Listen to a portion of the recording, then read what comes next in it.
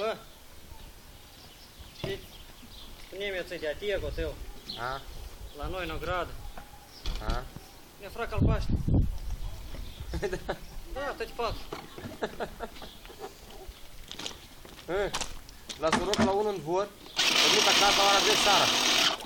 Contrată în casă, oi 40 minute sta trovnă. Eu cât, cursun și la mașină, eu scos și acum le iau. Ai numai nebunești. Îi sunt plăi. Mă plăcea la fund. Ca un tango. La două ce? Nu, la tango.